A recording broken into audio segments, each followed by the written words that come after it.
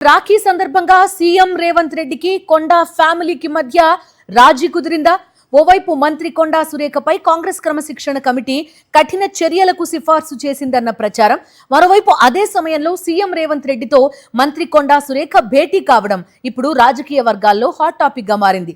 Deputy CM Bhatti విక్రమార్కతో కొండా మురళి చేసిన దౌత్యం ఫలించిందా? కొండా సురేఖ రాజీనామా చేస్తారా లేక రాజీ ఫార్ములాతో వివాదానికి ఫుల్ స్టాప్ పడనుందా? తెలంగాణ రాజకీయాల్లో గత కొన్ని రోజులుగా హాట్ టాపిక్ గా మారిన సీఎం రేవంత్ రెడ్డి కొండా ఫ్యామిలీ వివాదంలో ఇప్పుడు రాజీ సంకేతాలు కనిపిస్తున్నాయా?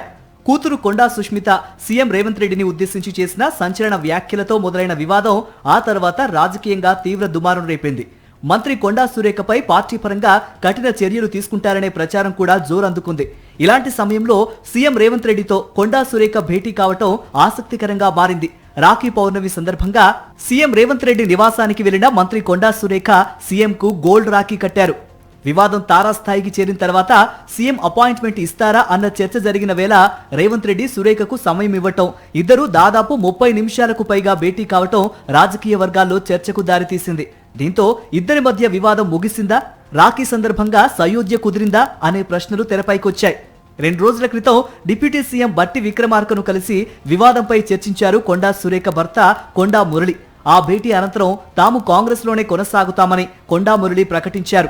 ఆ తర్వాత భట్టి విక్రమార్క కాంగ్రెస్ జాతీయ అధ్యక్షుడు మల్లికార్జున ఖర్గేతో భేటీ కావటం కూడా ప్రాధాన్యత సంతరించుకుంది.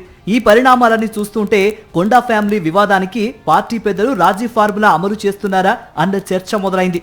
అదే సమయంలో కొండా ఫ్యామిలీ వ్యవహారంపై పార్టీ నేతలు ఎవరూ బహిరంగంగా మాట్లాడొద్దని సీఎం రేవంత్ రెడ్డి ఆదేశించినట్లు ప్రచారం జరిగింది. మరోవైపు కొండా కుటుంబం కూడా ఈ అంశంపై సైలెంట్ గా ఉండటంతో వివాదానికి తెరదించే ప్రయత్నాలు జరుగుతున్నాయనే సంకేతాలు కనిపించాయి.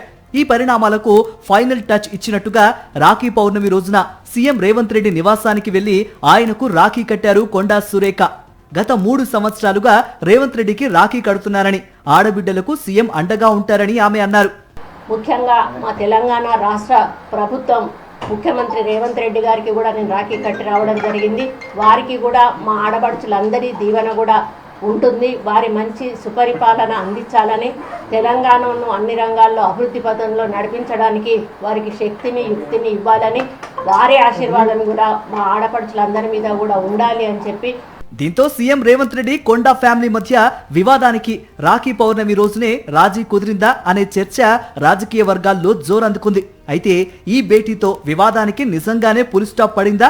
సురేఖపై చర్యలు ఉంటాయా లేక రాజీ ఫార్ములాతో సమస్యను పరిష్కరించనున్నారా? రాఖీ ఈ అన్నాచెల్లెల మధ్య రాజకీయ దూరాన్ని తగ్గించిందా లేక ఇది కేవలం మర్యాదపూర్వక భేటీగానే మిగిలిపోతుందా? ఏం జరిగింది అనేది తెలియాలంటే మరికొంత సమయం పట్టేలా ఉంది.